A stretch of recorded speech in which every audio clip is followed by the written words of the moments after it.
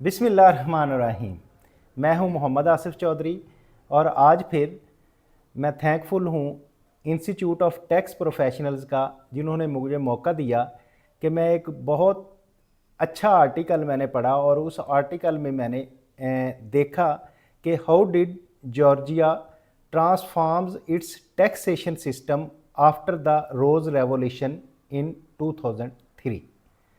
तो इसके बारे में मैं डिस्कस करूंगा। उम्मीद है बड़ा हेल्पफुल होगा पॉलिसी मेकर्स के लिए, पाकिस्तान के लिए, और फिर हेल्पफुल होगा नॉलेज गेन करने के लिए आप लोगों के लिए। और अगर आप इसमें कुछ प्रॉब्लम फील करें तो वो कमेंट बॉक्स में कमेंट करें, मैं उसका प्रॉपर रिप्लाई दूंगा।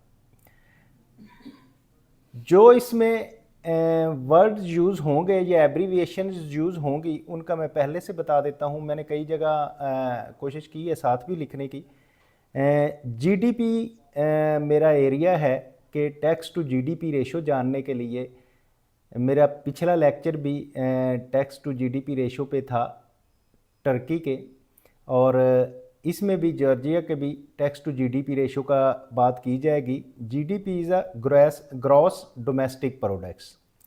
IMF international monetary fund, IMF से हर पाकिस्तानी वाकिफ़ है। एफडीआई फॉरेन डायरेक्ट इन्वेस्टमेंट, जो फॉरेनर की इन्वेस्टमेंट आती है वो है। USD United States dollar. VAT value added tax. SMEs small and medium size enterprises. HDI human development index के ह्यूमन की डेवलपमेंट के बारे में क्या है इंडेक्स, इसमें बताया जाता है। CPI Corporation Perceptions Index, US United States, EU European Union, NATO Northern Atlantic Territory Organisations, IFC International Finance Corporations, OSCE Organisations of Security and Corporation in Europe, IMF international monetary Fund. मेरी presentation का जो sequence होगा उसमें सबसे पहले मैं introduce करवाऊंगा Georgia के रिलेटेड, उसकी इकोनॉमी के रिलेटेड। देन बताऊंगा रोज़ रेवोल्यूशन क्या है। बड़ा इंटरेस्टिंग और बड़ा ज़बरदस्त इनकलाब है, मुझे इसने बड़ा इम्प्रेस किया। फिर प्री रोज़ रेवोल्यूशन जॉर्जिया का क्या कंडीशन थी, पोस्ट रेवोल्यूशन रिफॉर्म्स क्या हुई, और इम्पैक्ट ऑन जॉर्जियाज़ इकॉनमी क्या था, लेसन फॉर पाकिस्तान। ये जो सारा मकसद था जॉर्जिया की इकॉनमी को स्टडी करने का और उसमें देखने का कि किस तरह से है, तो वो पाकिस्तान उससे क्या बेनिफिट ले सकता है, असल मकसद ये था। क्योंकि आपको पता है मैं टैक्सेशन का स्टूडेंट हूँ और टैक्सेशन पे मैं रिसर्च कर रहा हूँ। टैक्सेशन हर किसी को सिखाना चाहता हूँ, टैक्सेशन का हर किसी को नॉलेज देना चाहता हूँ, और मैं ये चाहता हूँ कि हर कोई अपना ड्यू टैक्स पे करे और जिन पे फजूल का बोझ पड़ा हुआ है उनसे बोझ हटे और हर कोई अपना ड्यू टैक्स पे करे। ये मेरा मकसद है जिसके लिए मैं रिसर्च करता हूँ, जिसके लिए मैं लेक्चर्स डिलीवर करता हूँ। तो पाकिस्तान इस सारे जॉर्जिया के सिस्टम से क्या सीख सकेगा ये भी मैं इसमें डिस्कस करूँगा। इसके बाद कंक्लूजन और रेफरेंसेस के कहाँ कहाँ से ये चीज़ें मैंने ली हैं। अब अगर इंट्रोडक्शन की बात करें तो जॉर्जिया जो है ये हमारे करीब तरीन ही है। ये देखें रशिया के साथ है जॉर्जिया, ठीक है। इसमें सारे इसके सिटीज़ और इसके स्टेट प्रोविंसेस की बात की गई है और आगे टर्की है। पिछला मेरा लेक्चर जो था वो मैंने Turkish tax to GDP ratio पे बात की थी और उसका पाकिस्तान से कंपेयर किया था और किस तरह टर्की ने तरक्की की, इसके बारे में बताया था। अब इसके हमसाये में जॉर्जिया है, इसके बारे में हम बात करेंगे। देन रशिया, और रशिया के आगे पाकिस्तान है। तो इंशाल्लाह ये तरक्की आहिस्ता आहिस्ता पाकिस्तान में आएगी और पॉलिसी मेकर्स इंशाल्लाह इस चीज़ को रियलाइज़ करेंगे और कोशिश करेंगे बताने की। मैप आपने देखा, इसका जो टोटल एरिया है वो 69,700 स्क्वायर किलोमीटर है, जो कि 10% ऑफ पाकिस्तान के करीब होगा। टोटल पॉपुलेशन जो है वो 3.7 मिलियन है, ये भी ऐसे ही है, पाकिस्तान के उतने कम होगी, बल्कि बहुत कम है। कैपिटल इसका है तबिलिसी, और constitutional Republic of Russian federation जो था उसमें था, फिर सेसेशन फ्रॉम रशिया इन 1991 जब रशियन रियासतें अलहदा हुई तो उनमें से फिर ये जॉर्जिया भी निकला। दी रोज़ रेवोल्यूशन क्या है? ये Rose Revolution was a non violent change. इसमें कोई वायलेशन नहीं थी, कोई इसमें तोड़ फोड़ नहीं थी, कोई इसमें रोड ब्लॉक नहीं थे। Non violation change of power in Georgia in November 2003. It was sparked by widespread protest following the dispute parliamentarian elections. The resignation of the President Edward marked the end of the Soviet era leadership in the country. The revolution named for the symbolic moment when the demonstrators led by Mikhail stormed the parliament session with the red rose. वो red rose के साथ उसने अपना दावा बोला उस पर parliament पे। brought about significant political change in Georgia, जो कि साबित हुई एक सिग्निफिकेंट चेंज आई जॉर्जिया में। रोज़ रेवोल्यूशन से पहले क्या था जॉर्जिया में? ये वो हालात ऐसे थे जो बहुत ज़्यादा हमारे पाकिस्तान से मिलते जुलते थे, जिसमें इकोनॉमिक टर्माइल था, करप्शन बेबहा थी, ब्यूरोक्रेसी का हर तरफ होल्ड था और उसी की चलती थी, स्याह सफ़ेद की मालक थी, स्लगिश, रेड टेम्पेज, किकबैक्स, इससे सारे काम होते थे। Ordeal for the business, deterrence to FDI, hurdles for innovation and entrepreneurship.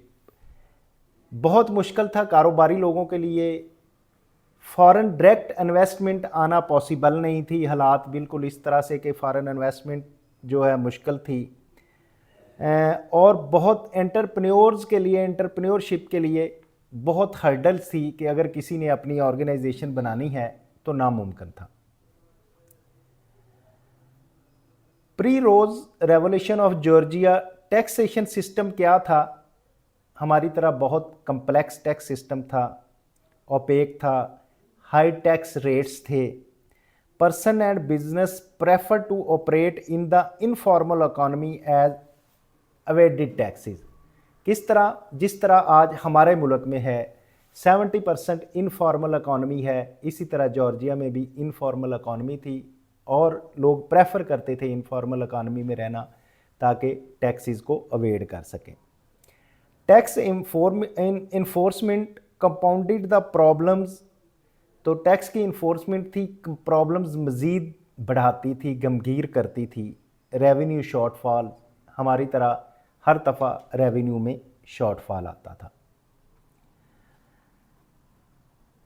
The monopoly of the clans over the business, 50% population below the poverty line, 50% population businesses के लिए क्लैंस की monopoly थी, 50% population जी थी वो पॉवर्टी लाइन से below थी।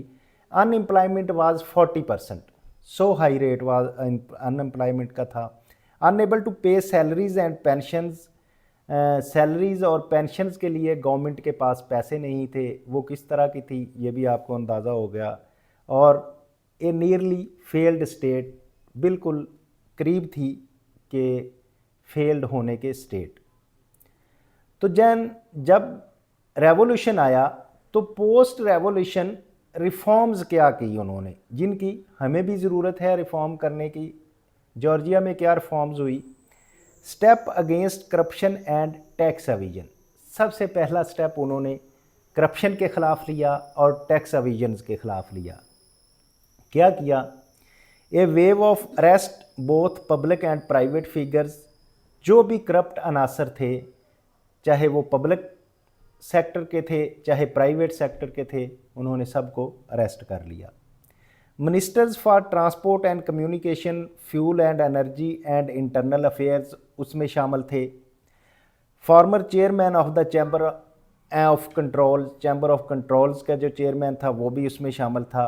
The head of Georgian football association, जिस तरह से आज हमारी हर गेम जो है, hockey federation, football federation, board of cricket board, सब जैसे फ्लॉप हो रहे हैं, इसी तरह उनके भी फ्लॉप थे। तो उनका जो फुटबॉल मेन गेम था तो उन्होंने उसके हेड को भी पकड़ा।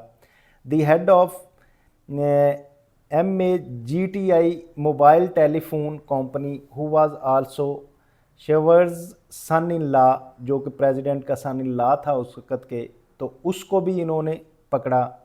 The head of customs department को गिरफ्तार किया गया। The former head of Georgian railways, आज हमारे रेलवे का क्या हाल है ये आपको पता होगा, तो उनका भी ऐसे ही था तो उन्होंने उसे भी पकड़ा। And deputy head of tax administration, और टैक्स एडमिनिस्ट्रेशन का जो डिप्टी हेड था उसको भी पकड़ा गया। तो ये रेवोल्यूशन के बाद ये उन्होंने बड़े काम किए। उसके बाद step against the corruption and tax evasions क्या थे? The notorious traffic police was entirely removed over the night and replaced। तो जो ट्रैफिक पुलिस थी, जो नोटोरियस और करप्ट थी, उनको ओवरनाइट हटा दिया गया, ख़त्म कर दिया गया और उनको रिप्लेस कर दिया गया। The new force was reduced number with better training equipment and salaries, उनको अच्छी ट्रेनिंग दी गई, अच्छे इक्विपमेंट दिए गए, अच्छी सैलरी दी गई और उनको रिप्लेस कर दिया गया। Introduction of university entrance exam to curbs corruption in the education sector, जैसे कि आपको पता ही है इधर भी हमारे एंट्री टेस्ट में क्या हाल होता है, पब्लिक एग्जामिनेशंस में किस तरह से बिकते हैं, तो यही हाल उधर था। तो उन्होंने यूनिवर्सिटी के एंट्रेंस एग्ज़ाम के जो है करप्शंस थे उसको ख़त्म किया। सिविल सर्विसेज की रिफॉर्म्स लाए। 3000 officials laid off in the first year, 30,000 लोगों को पहले साल उन्होंने ख़त्म किया। Servants payment stopped for the 2 year, servants की जो पेमेंट थी 2 साल के लिए रोक दी गई। उसके बाद टैक्स रिफॉर्म्स में उन्होंने क्या किया, ये अभी हम बता रहे हैं कि क्या हुआ, होने के बाद उसके इफेक्ट क्या आए वो भी मैं आपको आगे चल के बताऊंगा। तो इसलिए अभी आप ये ना समझे कि ये हुआ तो हुआ क्या, उसका इफेक्ट क्या हुआ, इफेक्ट आएंगे, अभी आएंगे। टैक्स रिफॉर्म्स में उन्होंने क्या किया, number of tax reduce from 22 to 6, taxes जो थे 22 किस्म के टैक्सेस से रिड्यूस करके 6 किस्म के टैक्सेस पे आ गए। कारपोरेट टैक्स रेट जो था उसको 15% कर दिया गया। इंटरनेशनल कंपनी स्टेटस पे at the rate 5%, while free industrial zone were exempted, जो 15% का टैक्स रेट था उसको 5% और जो इंडस्ट्रियल जोन था उनमें टैक्स फ्री कर दिया गया। Personal income tax at flat 12% instead of 12 to 15%, जो पर्सनल टैक्स रेट था उसको फ्लैट 12% तक कर दिया गया। It was gradually increase to the current 20%, फिर आहिस्ता आहिस्ता with the passage of time 20% तक आया। Dividend tax rate reduce from 10 to 5%, dividend का जो था 10 से 5% कर दिया गया। While 0% for free industrial zone, industrial zone के लिए फ्री कर दिया गया। VAT rate reduce from 20% to 18% कम किया गया। Import tariff were minimize 5 to 12%। Mean इसमें देखने की चीज़ क्या है कि वो बजाय उन्होंने रेवोल्यूशनाइज क्या किया कि टैक्सीज के रेट बढ़ाए नहीं बल्कि टैक्सीज के रेट कम किए। क्यों कम किए कि उन्होंने बेस बढ़ा दी, करप्शन ख़त्म कर दी, रेट्स कम कर दिए, जिन पे एक्स्ट्रा बर्डन था वो बर्डन ख़त्म हो गया और जो करप्ट अनासर थे उनका ख़ात्मा हो गया। तो इस तरह से रेवेन्यू भी इंक्रीज़ हो गया।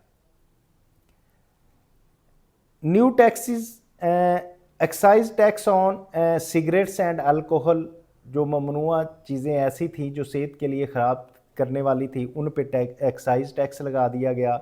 एक्साइज टैक्स ऑन मोबाइल इन 2010 2010 में मोबाइल पे एक्साइज लग गया। टैक्स एडमिनिस्ट्रेशन की अगर हम बात करें तो उन्होंने लार्ज टैक्स पेयर इंस्पेक्टोरेट्स बनाए, excise unit and financial police बनाई, और revamping the customs to prevent smuggling, revamp किया कस्टम्स को स्मगलिंग रोकने के लिए।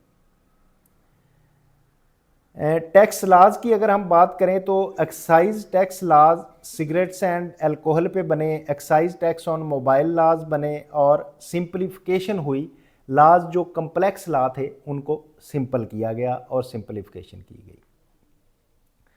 अगर हम बाकी जो अदर फिजिकल रिफॉर्म्स थे उनके बारे में बात करें तो एक्ट ऑफ इकोनॉमिक लिबर्टी का क्या किया उन्होंने? The budget deficit remain below 3% of GDP, सिर्फ 3% रह गया कम होकर जीडीपी का।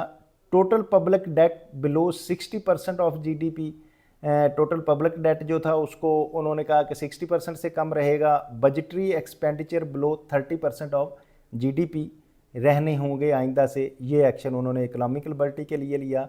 The act also prohibited the introduction of new state taxes or increase in existing taxes with excise tax being an exceptional. Excise tax के अलावा बाकी उन्होंने state taxes ख़त्म कर दिए या उनको मिनिमाइज कर दिया। Without the nation wide reforms, without nation wide referendum, कोई रेफरेंडम के बगैर, it allow free repatriations of fund except for the criminal liability cases के अलावा फंड्स को रिपैट्रिएट कर दिया गया। अगर हम बिजनेसेस की बात करें तो उन्होंने पोस्ट रेवोल्यूशन रिफॉर्म्स में बिजनेसेस को क्या फैसिलिटेशन दी, जो एक बहुत अच्छी चीज़ थी ग्रोथ के लिए, जीडीपी के लिए।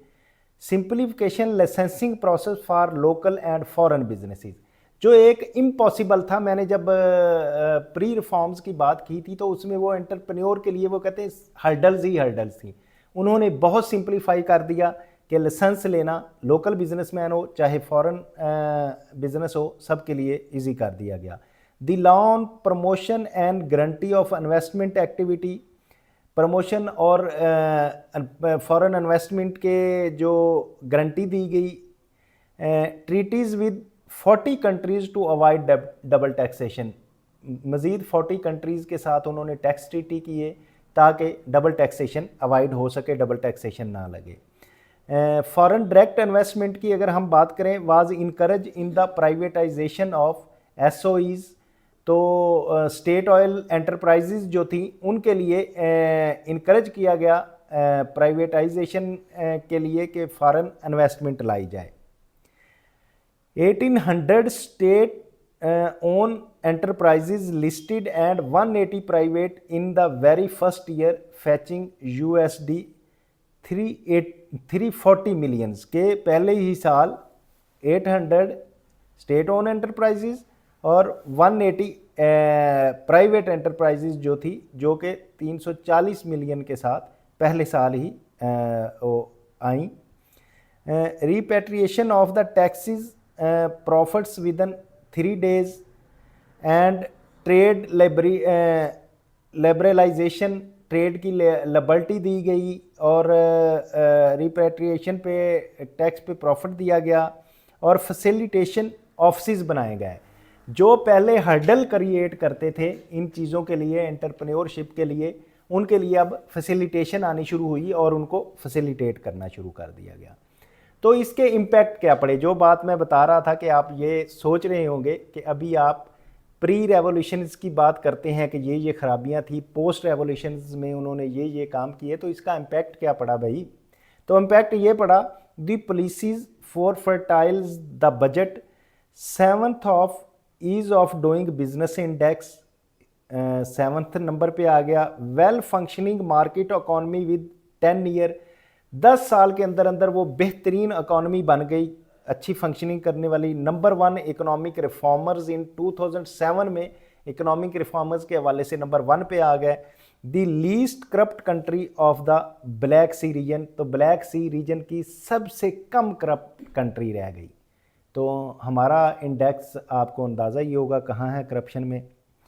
113 नंबर से 49 ऑन CPI फ्रॉम 2004 टू 2023 तक, वो 113वें नंबर से 49th नंबर पे आ गई। FDI increases from US 300 to 2015 million, जो फॉरेन डायरेक्ट इन्वेस्टमेंट थी वो इंक्रीज हो गई 300 मिलियन से 2000 मिलियन तक, ऑलमोस्ट 7% तक, 7 टाइम्स तक वो इंक्रीज हो गई। अगर हम जॉर्जिया की इम्प्लीकेशन ऑफ जॉर्जियंस इकोनॉमी की बात करें तो इसमें वर्ल्ड बैंक ओपन डाटा है, World Bank open data access March 30 24 की ये करें तो इसकी इकोनॉमी यहाँ खड़ी थी, जो कि अब ये इधर आ गई है। GDP जो है US डॉलर्स में अगर हम बात करें तो वो 13 बिलियन US डॉलर को टच कर रहा है। अगर टैक्स टू GDP रेशो हम बात करें तो जो 3 पॉइंट कुछ पे थी 96 में, और इसमें आ गई थी 12 तक या 10 के करीब थी, 10 पॉइंट कुछ हमारी जहाँ खड़ी है 2003 में यहाँ थी। तो फिर देखें कितना उसको गेयर लगा के ऊपर जानी शुरू हुई, और आज की डेट में वो 25% पे टैक्स टू GDP रेशो है, और हम कहाँ खड़े हैं 8.77% पे, और ये 24 में है। जॉर्जिया जो है वो 25% पे टैक्स टू GDP रेशो में है। और अगर हम करें revenue collection in billions US dollar में तो 0.95 में था, और 2003 की अगर हम बात करें तो ये तकरीबन यहाँ था 1 बिलियन से भी कम था, लेकिन आज की डेट में वो 7 बिलियन डॉलर पे खड़ा है टैक्स कलेक्शन में। तो अगर इम्पैक्ट जॉर्जियंस इकोनॉमी पे क्या पड़ा, the GNI in 2003 was US dollar 990 per capita, it increases to US dollar 2820 per capita. How much? In 5 years, and it currently is US dollar 5620 per capita, जो आज की date में है। 2003 में 900 में थी, आज 5000 पे खड़ी है, 5600 पे। Growing faster than any other middle income countries. Human development index जो इज़ वेरी हाई 0.804% पे है। लेसन फॉर पाकिस्तान, ये तो मैंने उनकी बातें की कि वो क्या कर रहे हैं और वो किस जगह खड़े हैं, तो अब हम बात करें कि हम किस जगह खड़े हैं। अगर हम टैक्स टू GDP रेशो की बात करें 10 to 3% अगेंस्ट रीजनल, जो हमारे रीजन में 18 से 19% पे चल रहा है, तो हमारा जो है 10.3% है। तो जॉर्जिया का मैंने आपको ग्राफिक रिप्रेजेंटेशन में बताया था, टैक्स टू GDP रेशो जो है 25% पे चल रहा है, और हम जो खड़े हैं वो 10% पे अभी खड़े हैं। क्या रिकमेंडेशन क्या है इसके लिए, कैसे किया जा सकता है? जैसे जॉर्जिया की स्टडी से मैंने आपको बताया कि उन्होंने सिंप्लीफाई किया टैक्स सिस्टम को, टैक्स रेट्स उन्होंने रिड्यूस किए। जैसे ही वो उन्होंने पोस्ट रिफॉर्म्स की, हर चीज़ के टैक्स सिवाय एक्साइज के बाकी हर चीज़ के टैक्स रेट जो उन्होंने रिड्यूस किए। इनहेंस टैक्स बेस उन्होंने इनहेंस की, और टैक्स एडमिनिस्ट्रेशन इनहेंस की, रिफॉर्म्स फॉर टैक्सेशन किए।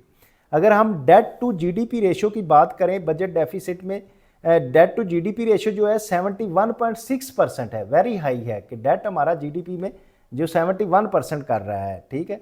इम्प्लीमेंटेशन ऑफ फिजिकल कॉन्स्ट्रेंट होनी चाहिए, ये मेरी सुजेशन है। बजट डेफिसिट की अगर हम बात करें तो 7.7% है ऑफ GDP, तो इसके strengthen the public financial management, इसको स्ट्रेंथन किया जाए। Ease to doing business 108 number पे हम खड़े हैं, 108 नंबर में मुल्कों में। तो सिंप्लीफाई रेगुलेटरी प्रोसीजर्स, जो उनके लिए जॉर्जिया में जो आता था उसके लिए अगर प्री रेवोल्यूशंस की बात करें तो इतनी हर्डल्स खड़ी कर दी जाती थी कि एंटरप्रेन्योर बन नहीं सकता था, वो रजिस्टर नहीं करवा सकता था अपनी कारपोरेशन से। अब उन्होंने फैसिलिटेशन उनके लिए की है और यही हमारा हाल है कि हमारा इसको सिंप्लीफाई करने की ज़रूरत है और प्रमोट करने की, इन्वेस्टमेंट की ज़रूरत है। अगर हम करें कंज्यूमर प्राइस इंडेक्स की, सीपीआई की बात करें तो हमारा 133 आउट ऑफ 188 है। तो इसके लिए रिकमेंडेशन है strengthen anti corruption measures, anti corruption के मेयर लिए जाएं, promote good governance, long term policies बनाई जाएं। फॉरेन डायरेक्ट इन्वेस्टमेंट की बात करें तो यूएस डॉलर 1.34 बिलियन है ओनली हमारे पास। तो इसके लिए क्या किया जाए, जो जॉर्जिया ने किया, एस्टेब्लिश इन्वेस्टमेंट प्रमोशन एजेंसीज की जाएँ, fosters innovations and technology transfer की बात की जाए, इस पे तवज्जो दी जाए। अगर हम ह्यूमन डेवलपमेंट इंडेक्स की बात करें तो हमारा 0.54 है और उनका 0.8 है, वेरी हाई है, और हमारा बहुत लो है। Invest in education and health care, education और हेल्थ केयर पे बहुत ज़रूरत है, क्वालिटी एजुकेशन और क्वालिटी हेल्थ देने की, ताकि ह्यूमन डेवलपमेंट इंडेक्स हमारा बढ़े। Promote the female work force participation, females जो हमारा 52% आलमोस्ट है हमारी कंट्रीज़ का, उनको भी प्रमोट किया जाए कि वो भी पार्टिसिपेट करें काम में। तो अगर मैं कंक्लूजन की बात करूं, the rose Revolution 2003 was turning point in Georgia's history, जो ऑलमोस्ट हमारे साथ मिलती जुलती थी और अब हमसे बहुत ऊपर चली गई है। This led to significant economic reforms and transformation, जिन्होंने इकोनॉमिक रिफॉर्म्स की और ट्रांसफ़र किया उन्होंने अपने लोएस्ट डेवलपिंग कंट्री से अपवर्ड उन्होंने किया। Before the revolution Georgia face the political instability, जो कि आजकल हमारे है, इकोनॉमिक टर्माइल था हमारे है, द करप्शन जो हमारे है, ये रेवोल्यूशन से पहले था। Reforms including the taxation, physical discipline, business facilitations, corruption eradications and investment promotions, ये उन्होंने रिफॉर्म्स के बाद किया। Inspired by the western model, reforms propelled Georgia to the well functioning market economy within the decade, उन्होंने 10 साल में economy को बहुत ऊपर तक ले गए और बेहतरीन इकॉनमी बन गई, जिसमें हर कोई आके इन्वेस्टमेंट करना चाह रहा है और उनकी एफडीआई बहुत इंक्रीज़ हो गई। Georgia success offers lesson to the countries like Pakistan, तो पाकिस्तान के लिए एक बहुत बड़ा लेसन है। मैं समझता हूँ कि वो गुलाब का फूल लेके गए इनकलाब लेने के लिए, और हम तोड़ फोड़ करके इनकलाब लाने की कोशिशें करते हैं। तो अगर अमन से आए तो उसमें इंशाल्लाह बरकत होगी और कोशिश होगी कि वो आगे फैले। तो इस तरह से उम्मीद है कि पाकिस्तान में भी इंशाल्लाह इनकलाब ऐसा आएगा जिससे करप्शन ख़त्म होगी, जिससे हमारे टैक्स टू जीडीपी रेशो बढ़ेगी, जिसमें हमारी ग्रॉस डोमेस्टिक प्रोडक्ट्स जीडीपी बढ़ेगा। तो हर चीज़ में इंशाल्लाह इजाफ़ा होगा और हर बुराई से हमें निजात मिलेगी। तो ये रेफरेंसेस हैं जो मैंने जहाँ जहाँ से पढ़े और रेफरेंस लिए। Thank you very much. मैंने कोशिश की कि बहुत अच्छी तरह से आपको एक्सप्लेन कर सकूं। उम्मीद है आप समझ गए होंगे, और अगर आप चाहते हैं कि बाकी लोग भी ये चीज़ सुने और इसको समझें टैक्सेशन सिस्टम को, तो फिर kindly institute of tax professionals के यूट्यूब चैनल को लाइक करें, शेयर करें, सब्सक्राइब करें। Thank you very much.